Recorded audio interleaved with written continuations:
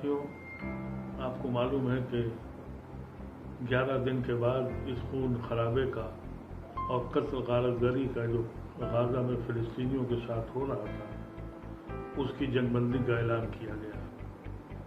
ये 24 घंटे के अंदर भी हो सकता था, क्योंकि सेक्रेटरी जनरल यूएन ने कहा था कि जंगबंदी फौरन कर दी जाए, इससे पहले कि मासूमों की जान जाए। अमेरिका ने मदाखलत करके रोका और कहा हम बातचीत कर रहे हैं, हमको अभी मौका दिया जाए। मौका उनको दिया गया। 5 बार उन्होंने इसराइल के प्राइम मिनिस्टर से बात करी। यकीनी तौर पे उस वक्त तक बात करते रहे जब तक कि वहाँ सैकड़ों बच्चे शहीद हो गए। न जाने कितनी माएँ औरतें कत्ल हो गईं। पूरा गाजा जो था वो एक वीराने की तरह बन गया। मकानात ढा दिए गए, यहाँ तक कि वो इमारतें जहाँ से मीडिया की खबरें पूरी दुनिया को इनके मजालिम को दिखाने के लिए मौजूद थीं, उन इमारतों को भी नीचे कर दिया गया, गिरा दिया गया। ये सब एक साजिश के तहत किया गया। ये किस्सा आज का नहीं है, ये बहुत ज़माने से, सालों साल से आपको मालूम है कि दुनिया में 2 बड़ी सल्तनत थी। एक ब्रिटिश एम्पायर थी, एक ऑटोनम एम्पायर थी। ऑटोनम एम्पायर को तबाह करने के बाद पहली जंग अजीम में जो बंटवारा हुआ था और एक मुल्क को तोड़कर 2 दर्जन से ज़्यादा मुल्क आज़ाद किए गए थे, उसका मकसद जो था वो आज भी कायम है। आपको मालूम है कि अमेरिका का प्रेसिडेंट ये कह रहा है कि इसराइल को इसकी इजाज़त है, उसका हक है कि वो अपनी हिफाजत करे, अपने मुल्क की हिफाजत करे। ये अमेरिका का प्रेसिडेंट कह रहा है। लेकिन फ़िलिस्तीनियों को इसकी इजाज़त नहीं है कि वो अपनी दफ़ा करें। आप सोचिए, कोई दुनिया का कोई मुल्क ये नहीं बोल रहा है।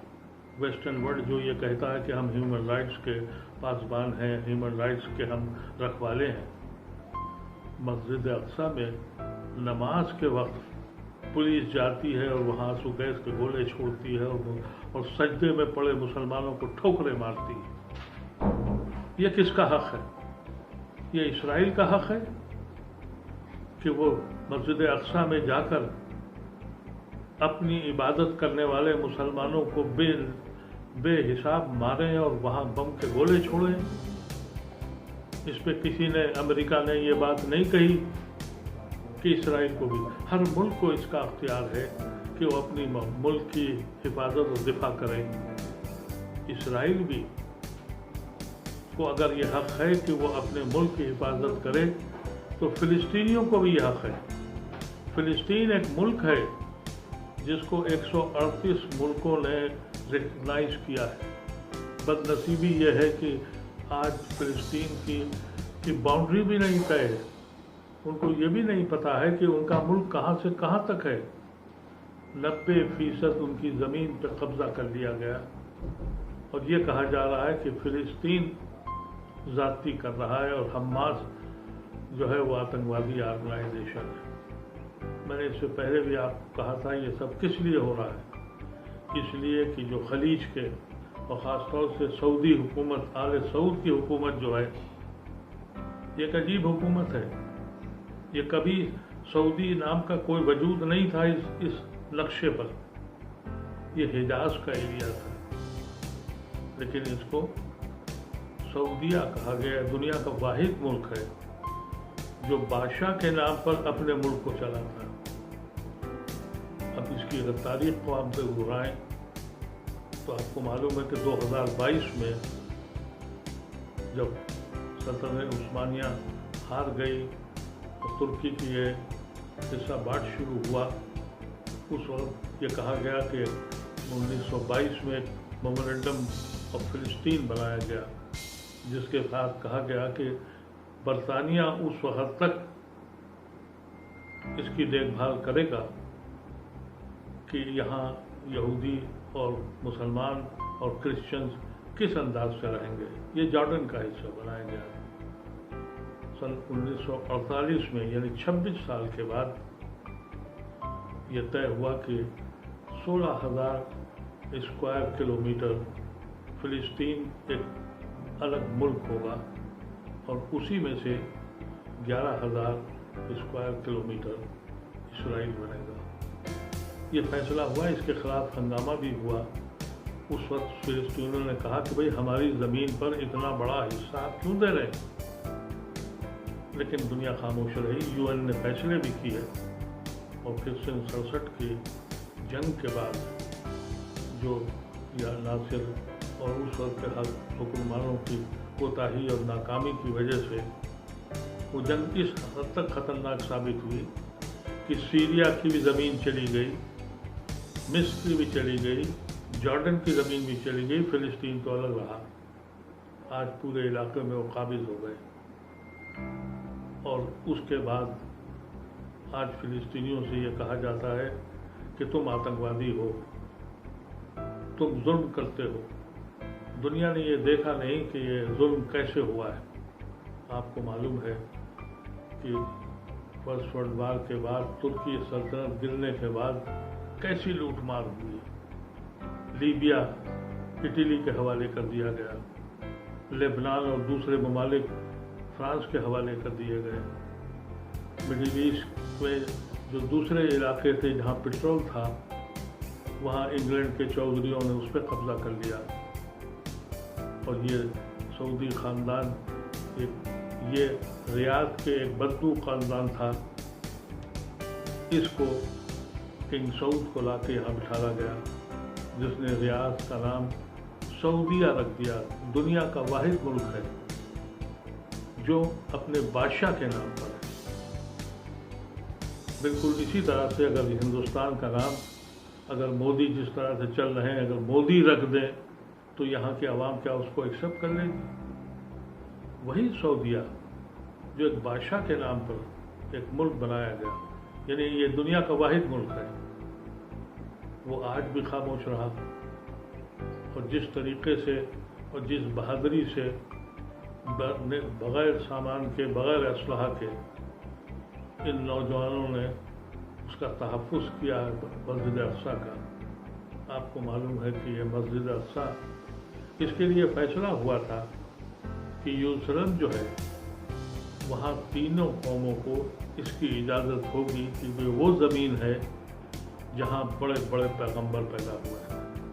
हज़रत सुलेमान की पैदाइश वहीं हुई, हज़रत दाऊद की वहीं हुई, हज़रत ज़करिया, हज़रत हारून, न जाने कितने पैगंबर की वो ज़मीन रही है।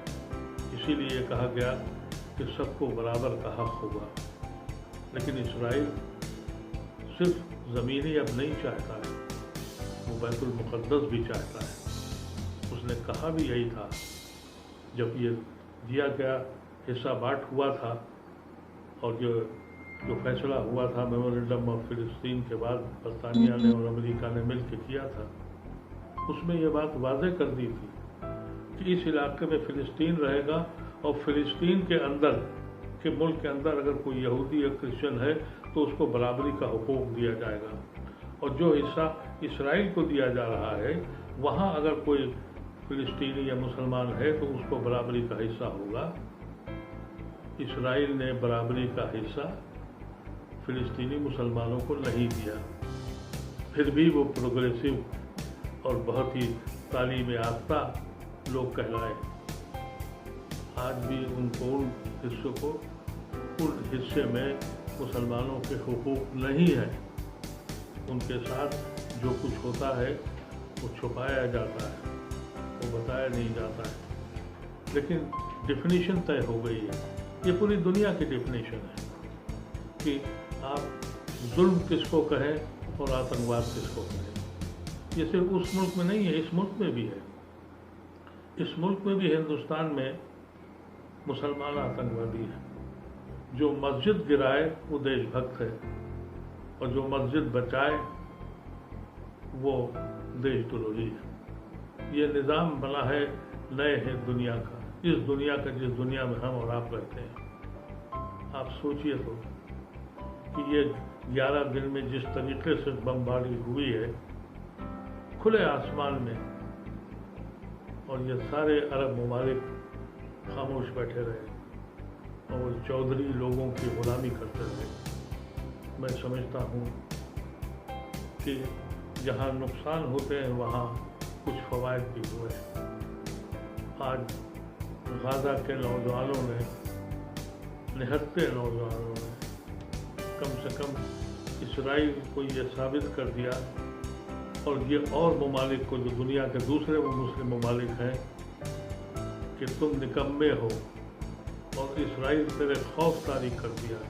سب سے خوشائن بات یہ ہوئی ہے کہ غزہ کے کو چھوڑ کر جو ویسٹ بینک، جو اسرائیل کے تحت پہنچ چکا ہے، اور وہاں کے ویسٹ بینک کے فلسطینی مسلمان وہ سرنڈر کر چکے تھے، وہ بھی آج اکٹھے ہو گئے ہیں۔